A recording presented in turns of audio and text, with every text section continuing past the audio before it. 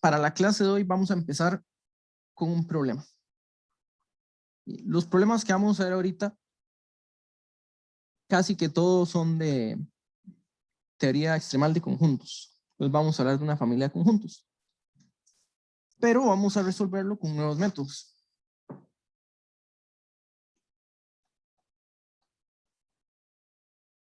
Digamos que tenemos una familia de conjuntos muy especial. Entonces, sea F una familia de subconjuntos, eso sí, de un conjunto finito, partes de n.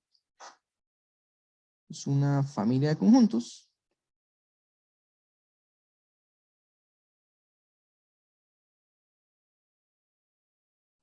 tales que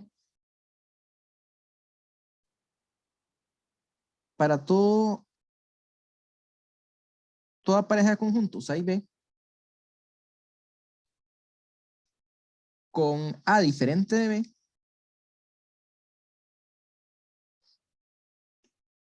el tamaño de la intersección es par.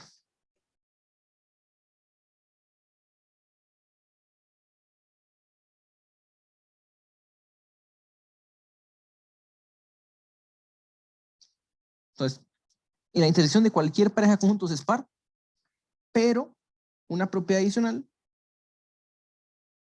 es que el tamaño de todo conjunto es impar.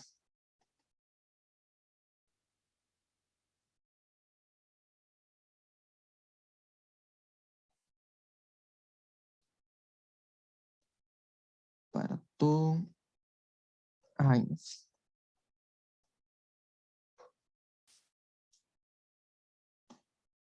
¿Sí? Y creo que ya están acostumbrados a este tipo de preguntas. ¿Qué tan grande puede ser F? La familia.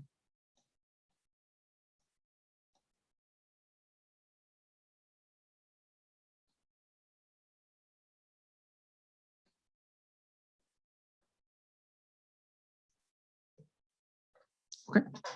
Una pregunta extremal de conjuntos. Bueno, ahora les digo yo a ustedes, no qué tan grande es F, pero denme ejemplos de una familia que cumpla estas dos propiedades. Piense un momento y cuando se les ocurra me digan una familia que tenga esta propiedad. Todo conjunto tiene tamaño impar y la intersección de dos tiene tamaño par.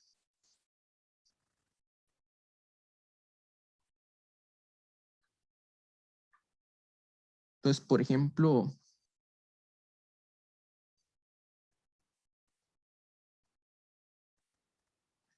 Podemos tener que por par sea cero, es decir, que la intersección sea vacía. sí, sin intersección vacía es par. Okay. Entonces, vamos a hacer esa observación.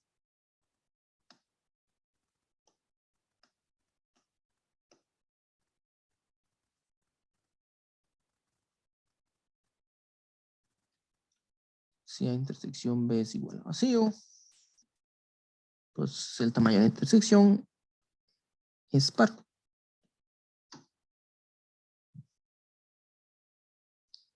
Bueno, ¿qué pasa si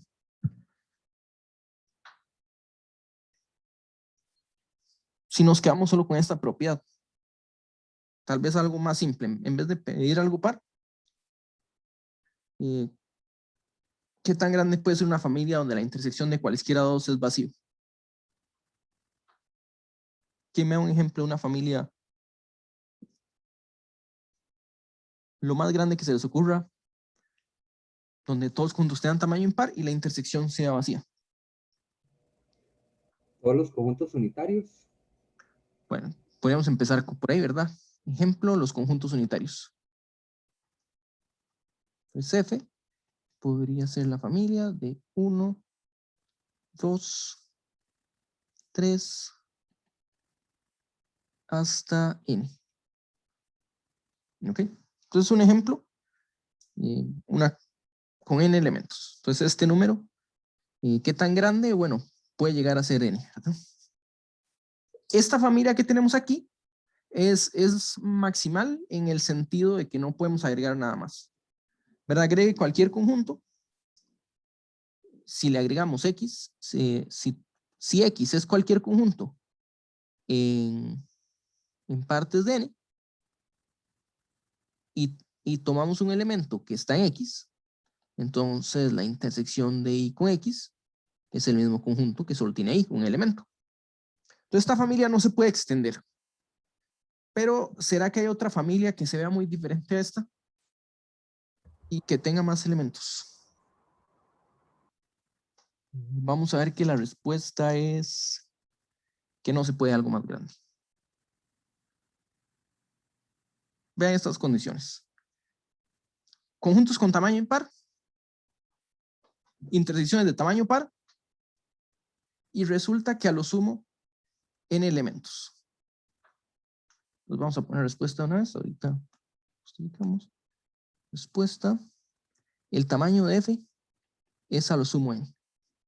Imagínense, 2 a la n es la cantidad total de conjuntos. Y una familia con estas condiciones, o sea, las intersecciones son o pares o son impares, ¿verdad? Y nosotros tenemos que la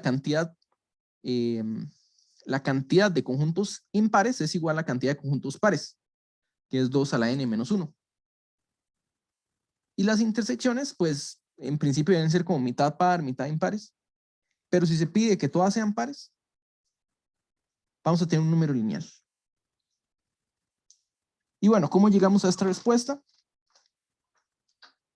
Pues vamos a llegar a esta respuesta usando álgebra lineal. Entonces, creo que este punto no es una sorpresa porque ya, bueno, aquí arriba dice, estamos en aplicaciones de álgebra lineal en combinatoria, pero tal vez lo que sea una sorpresa es cómo se usa la álgebra lineal. Entonces, vamos a resolver la pregunta. Vamos a resolver el problema con álgebra lineal. ¿Eso qué quiere decir? Álgebra lineal estamos hablando de usar vectores. Ok, entonces estamos hablando de conjuntos.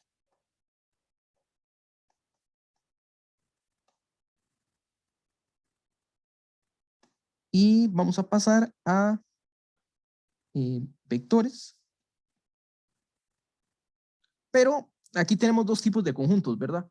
Lo que son familias de conjuntos y los conjuntos en sí. Entonces, una colección de conjuntos es una familia de conjuntos.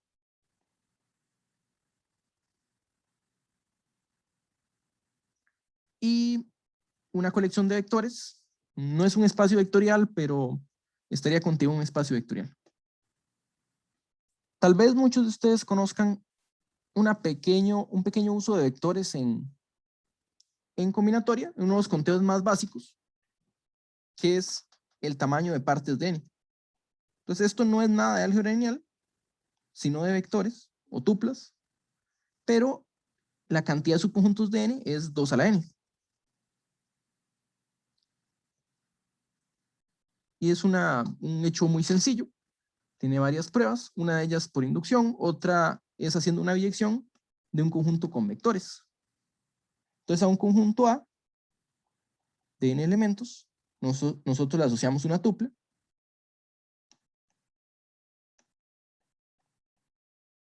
que nos va a indicar qué elementos están en el conjunto. Entonces una tupla, nosotros la podemos pensar en R a la n, pero realmente lo único que tiene son unos y ceros. Entonces cualquier espacio vectorial con unos y ceros, o sea, en realidad podemos cambiar R por cualquier cuerpo. Y entonces aquí tenemos que A sub I es igual a 1, sí, solo sí, y está en A. Y A sub I es igual a 0, sí, solo sí, lo contrario, o sea que I no está en A. Entonces a este le vamos a estar llamando el vector característico. Entonces voy a llamarle V sub A. El vector característico que tiene le ponemos un 1 cada vez que el elemento está. Entonces, por ejemplo, Si nosotros tenemos el conjunto 1, 3, 5, contenido en los primeros 5 elementos, le podemos asociar el vector, cuya primera entrada es 1, porque el 1 está, la segunda es 0, porque el 2 no está, el 3 está, entonces le ponemos un 1, el 4 no, y el 5 sí. Tenemos un vector en R5. Bueno, entonces, ¿cuántos vectores hay con ceros y unos? Esa pregunta es sencilla porque hay 2 opciones para cada elemento. Entonces, 2 a la n.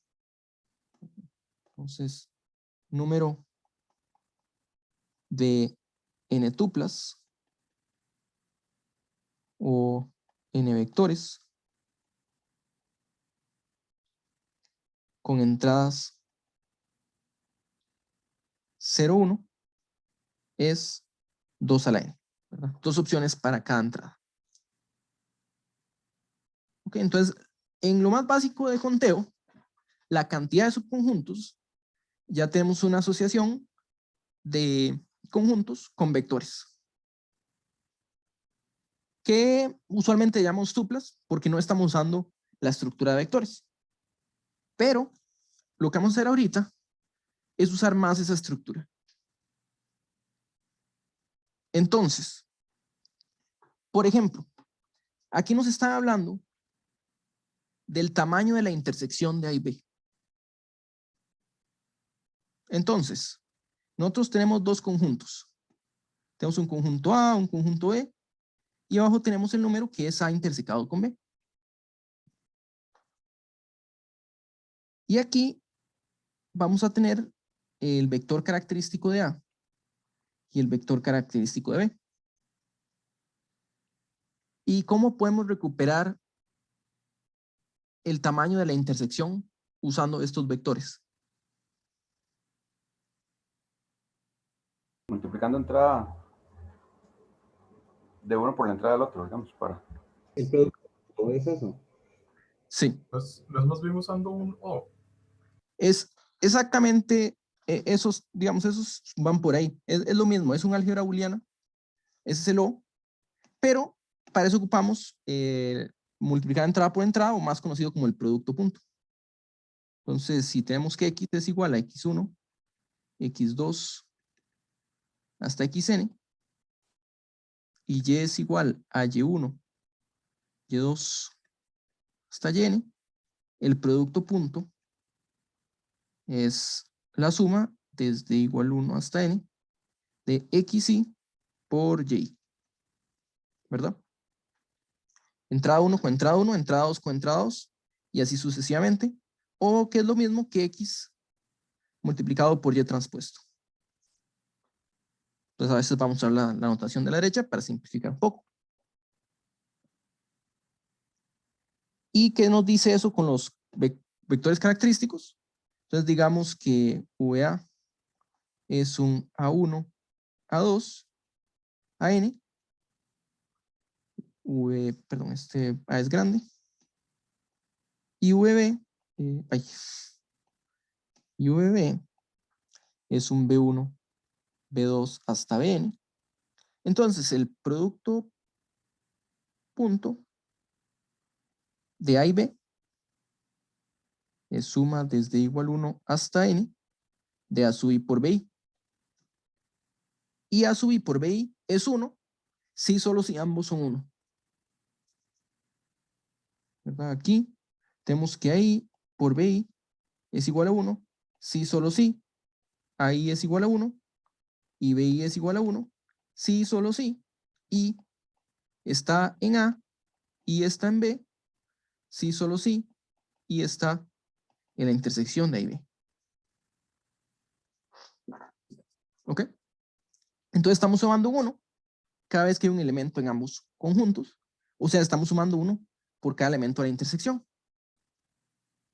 Solo algo muy básico ya nos está hablando del tamaño de la intersección. Entonces, traduzcamos el problema anterior en estas nuevas condiciones. Nosotros tenemos F, una familia de conjuntos. Y ahora vamos a tener una colección de vectores. Como estamos hablando de conjuntos finitos, digamos que F es igual a sub 1, a sub 2, hasta sub n, m, perdón. Y vamos a definir una colección de vectores.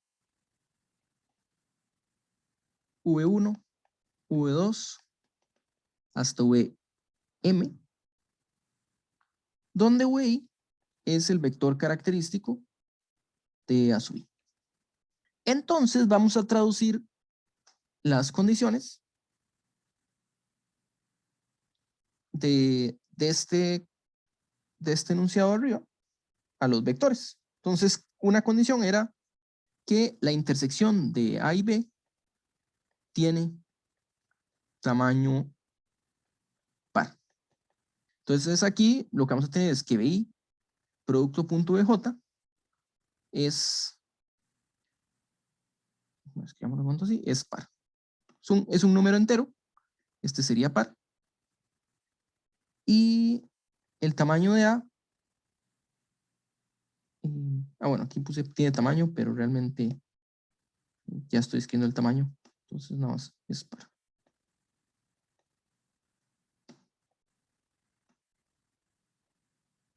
Esto es si es diferente de J. Y sabemos que el tamaño de A es impar. Y nosotros podemos recuperar el tamaño de A como el producto punto de VI con sí mismo. Este es impar.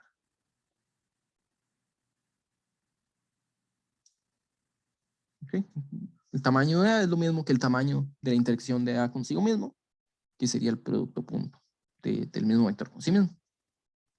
¿Ok? Entonces, ¿qué tan grande será una colección de vectores que cumple estas dos condiciones?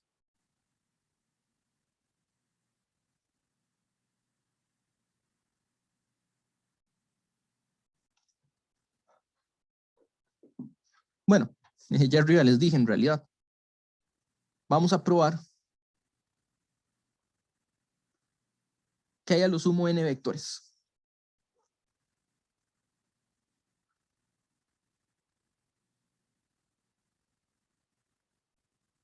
¿Qué herramienta puede uno usar para llegar y decir este conjunto de vectores? Tenemos cierta cantidad de vectores, m vectores, y decir algo, ¿qué argumento nos permite decir? Entonces m es a lo sumo n.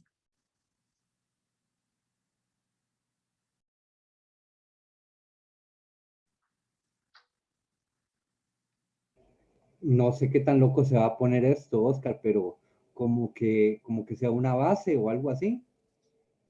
Bueno, una base es un poco más fuerte de lo que queremos, pero por ahí va la idea. No una base, sino independencia lineal. Vamos a usar el siguiente resultado. Un conjunto de más de n vectores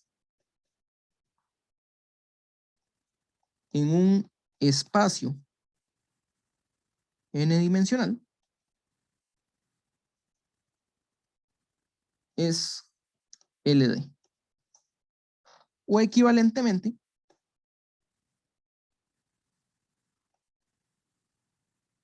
si X es un conjunto de m vectores de n vectores linealmente independientes en un espacio n-dimensional,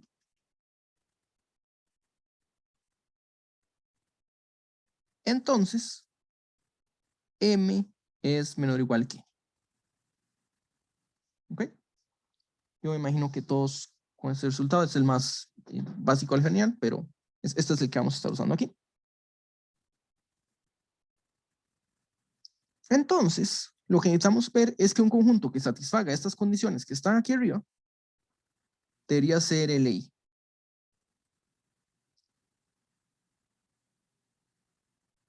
LI.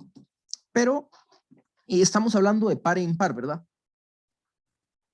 Y vean que aquí nosotros dijimos, bueno, podemos pensar los vectores en Rn, pero en realidad son vectores de unos y ceros. Entonces no tiene por qué ser en Rn. Nosotros podríamos pensar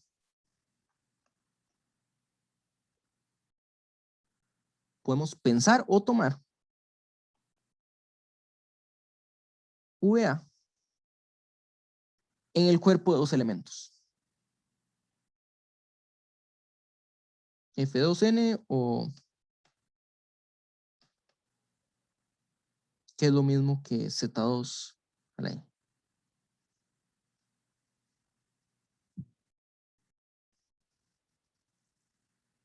Ok. Entonces recuerden que R no es el único cuerpo para álgebra lineal. Los cuerpos finitos también nos sirven. Y entonces, ¿qué es lo que tenemos? Tenemos que VI, producto punto VI, es igual a 1. Mientras que VI, producto punto VJ, es igual a 0. Si es diferente de J.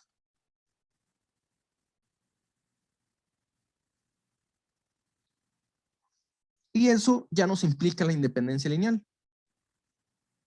Entonces, si no se les ha olvidado lo que aprendió en álgebra lineal, o si no han llegado 460 tal vez, el argumento no sea inmediato. Pero voy a decir informalmente, X es un conjunto ortonormal.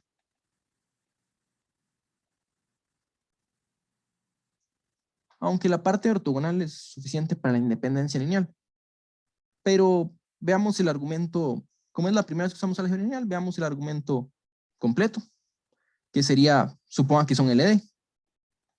Suponga, bueno, ni siquiera supongamos que son LD, nada más que hay una combinación lineal que da 0. Suponga que lambda 1 V1 más lambda 2 V2 hasta lambda n Vn es igual a 0. Y ahora vamos a usar que el producto punto es distributivo. Que el producto punto X, aquí el punto era para otro lado, que el producto punto X con Y más Z es lo mismo que el producto punto de X con Y más el producto punto de X con Z. Entonces, lo que vamos a tener es que si usamos el producto punto de este vector con VI,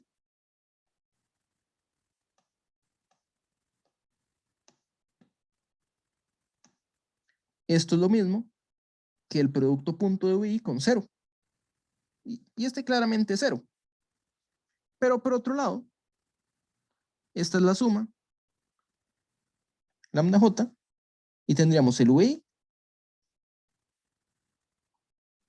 producto punto el VJ. De J igual 1 hasta N. Y recordemos que este producto punto es 0, siempre que I es diferente de J. O sea que lo que nos va a quedar aquí es lambda I por 1, que es el producto punto de VI con VI. Es decir, lambda I es igual a 0. ¿Ok? Quiere decir, X es un conjunto de ley. Es un conjunto de ley en F2 a la N, que es un espacio n-dimensional. Y esto nos dice que X, o el tamaño de F, es a lo sumo n. A diferencia de las aplicaciones de topología en combinatoria, es que las aplicaciones de álgebra lineal y combinatoria sí se han desarrollado por más tiempo y por más gente. Hace poco nos mencionaban, por ejemplo, el O, el O booleano. Más bien en este caso sería un if, pero no sé si lo recuerdo mal o nada más tal vez, pero el álgebra lineal y combinatoria es algo que se usa bastante en ciencias de la computación. Tanto así que de hecho hay universidades donde combinatoria o matemática discreta está en el departamento de computación o es casi lo mismo. Entonces, ese es uno de los factores que ha ayudado a que se desarrollen más estudios juntos, porque en ciencias de la computación los dos se usan mano a mano. A diferencia de topología, que no sé si le dije a todos, pero por lo menos al final que me preguntaron, les decía que muchas de las personas que hacen combinatoria no saben nada de topología. O ahorita, pues hay muchos que saben combinatoria, pero apenas saben lo básico de topología. Pues antes siquiera de que se popularizara los métodos topológicos, pues muy pocos combinatóricos sabían las dos cosas. En cambio, al generar combinatoria, antes de las aplicaciones, sí había bastante gente que aprendía las dos. Bueno, ¿qué pasa si cambiamos las reglas del juego un poquito?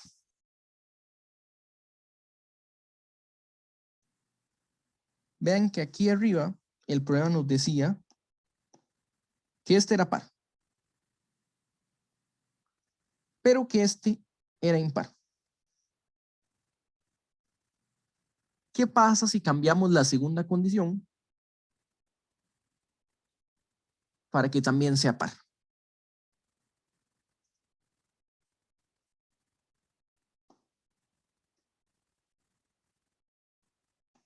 Entonces vamos a hacer un nuevo problema. Problema, igual que antes, sea F una familia de conjuntos, un conjunto de n elementos, tal que A intersección B es par para todo A, B en F.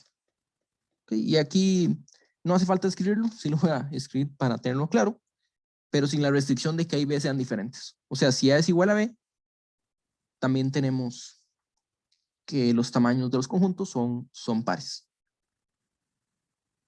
Entonces pongamos tal vez entre paréntesis. Tamaño de A es par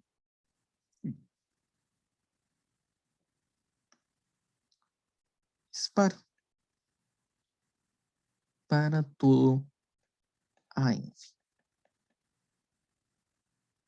O aquí le podemos decir para todo A y B, no necesariamente distintos.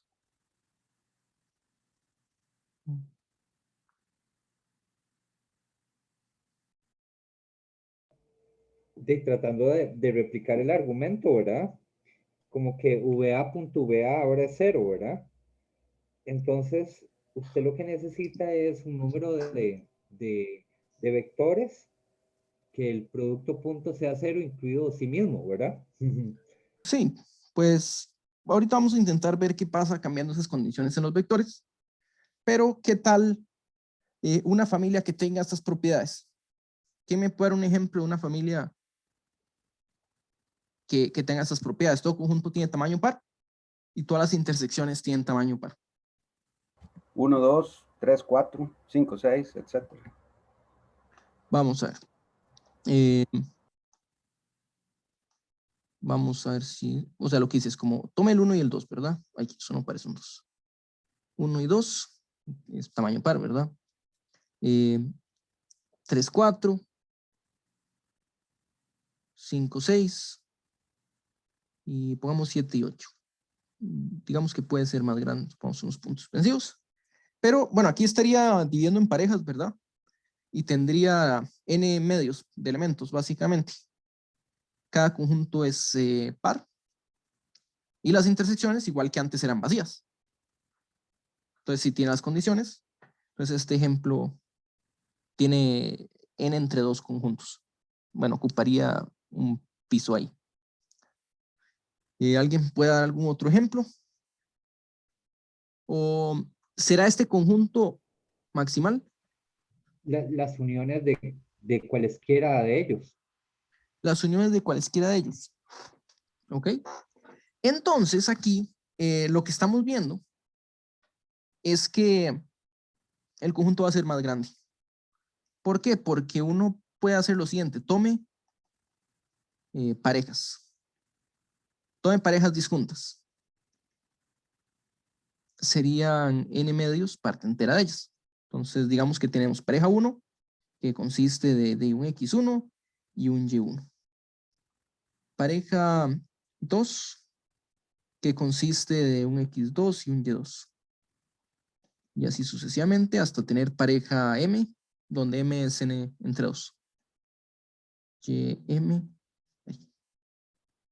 xm y ym. ¿Okay? Entonces, si pensamos en las parejas como uno solo,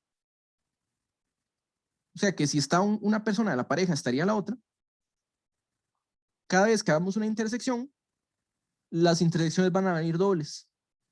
Por cada elemento tiene un correspondiente y siempre va a ser par. ¿Okay? Entonces, lo que haríamos nosotros es aquí tomar, si P es igual a la pareja XY, Y, entonces por cada subconjunto A de estas parejas, nosotros tenemos un conjunto correspondiente, A', que sería la unión de los PIs, tal que PI está en A.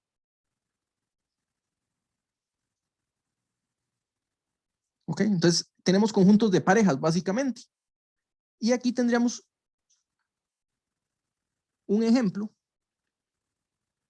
con tamaño igual a 2 elevado a la n medios. Vean qué diferencia. Si los conjuntos tuvieran tamaño impar, el número es lineal. Pero ahora que cambiamos n reglas, que eran los tamaños de los n conjuntos, a que fueran pares también, ahora sí es posible que haya un número exponencial de conjuntos. Es bastante la diferencia, ¿verdad? Bueno, veamos a ver qué nos dicen los vectores en este caso. Entonces,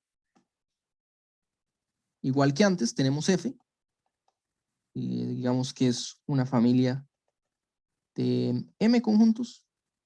Bueno, aquí los M tal vez no lo vamos a usar tanto. Y por cada conjunto, bueno, esta es una familia de conjuntos en partes de n. Y tenemos también un conjunto de vectores, V1, V2, Vm, donde Vi es el vector característico de A sub I, tomado en, de nuevo, el cuerpo con dos elementos.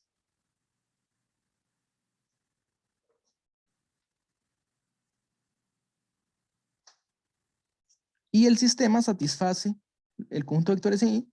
Nosotros sabemos que para todo U, V en X se tiene que el producto punto de V es 0. ¿Okay?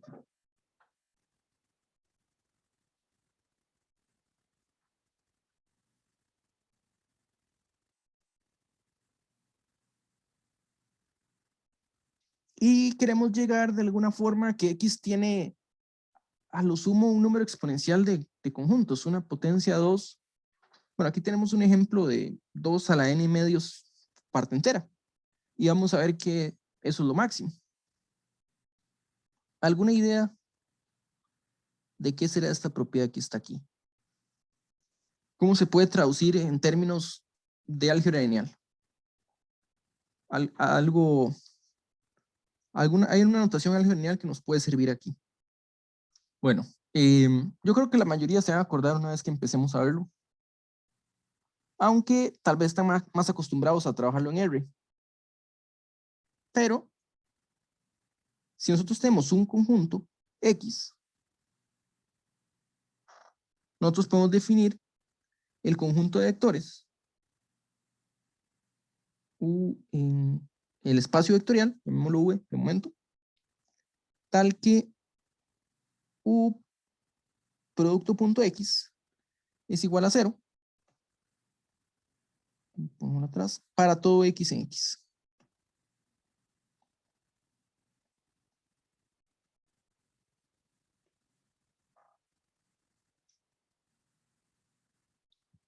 Un conjunto que cumple esta propiedad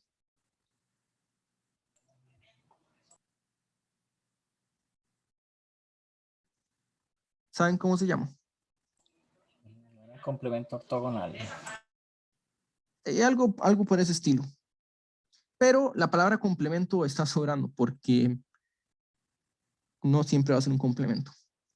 El espacio ortogonal. Ah, ok. Voy a poner aquí 2 puntos porque así es como se define generalmente. Entonces, vamos a definir los vectores que satisfacen el producto punto es igual a de x, de u con x es igual a 0. Para todo x en x. ¿Ok? Entonces, vamos a hacer unas cuantas observaciones. El ortogonal o el perpendicular se puede definir para cualquier forma bilineal. Pero vean que aquí estamos hablando de un sistema de ecuaciones. ¿Verdad? Hay una cantidad finita de ecuaciones. Son m ecuaciones. Entonces estamos hablando de que x es el conjunto de soluciones, perdón, el perpendicular de x es el conjunto de soluciones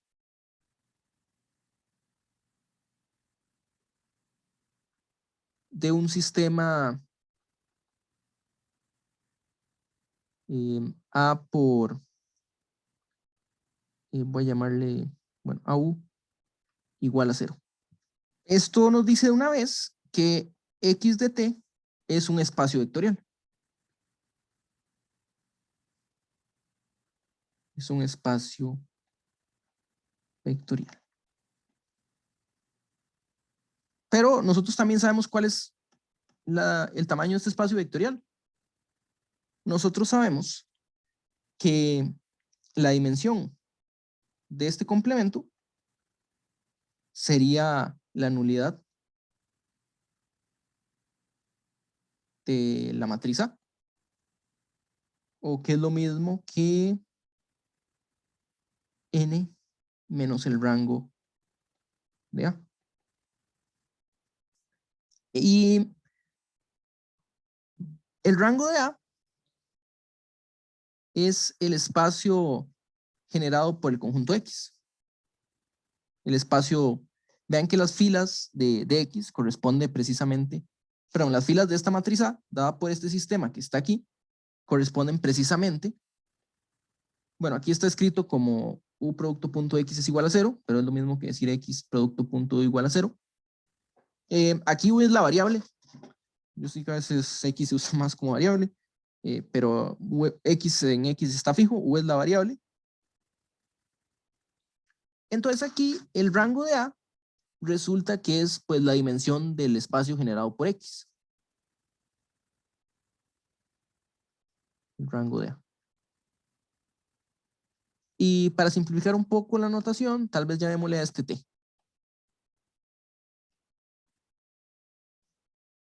Pero ¿cómo usamos el espacio perpendicular?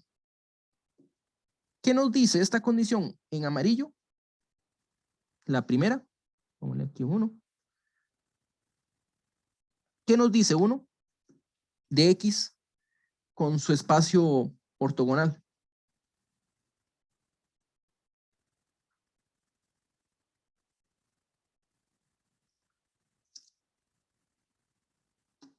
¿Cuál es la relación de X y el espacio ortogonal?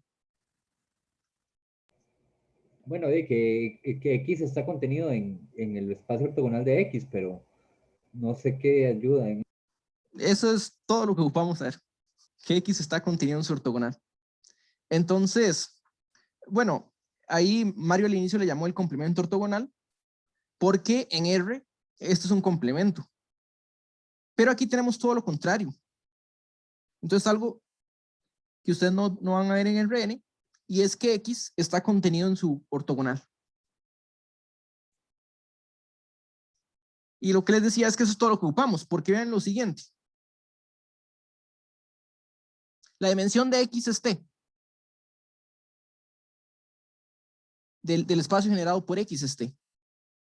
Pero como X está contenido en su complemento, la dimensión de X y su, perdón, no complemento, su ortogonal, la dimensión de X está por debajo de la dimensión del ortogonal. O sea, este numerito que está aquí arriba es por lo menos T. Pero por definición el rango de A, que es la dimensión del espacio generado por X, es T. N menos T.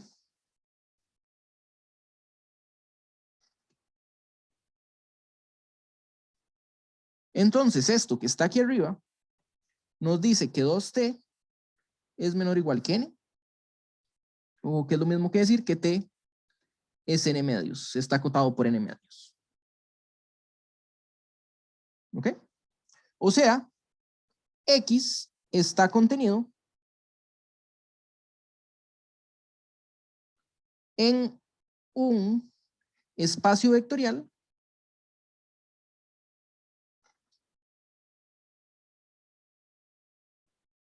de dimensión menor o igual que N medios. Bueno, pongámosle dimensión T menor o igual que N medios. Bueno, contenido en un espacio vectorial. ¿Cuál espacio vectorial? El generado por X. ¿Okay? ¿Y cuál es el tamaño del espacio vectorial generado por X si tiene dimensión T? Vamos a escribir el conjunto X. Si tiene dimensión T, quiere decir que es generado por T vectores. Entonces digamos que es X1, X2, hasta XT. Son los que generan el espacio de X. Y los escalares son lambda I, que son o 0 o 1. ¿Verdad? Pues los únicos escalares que existen en F2 son 0 y 1. Es un cuerpo con dos elementos. Entonces, el número de combinaciones lineales que tenemos es 2 a la T.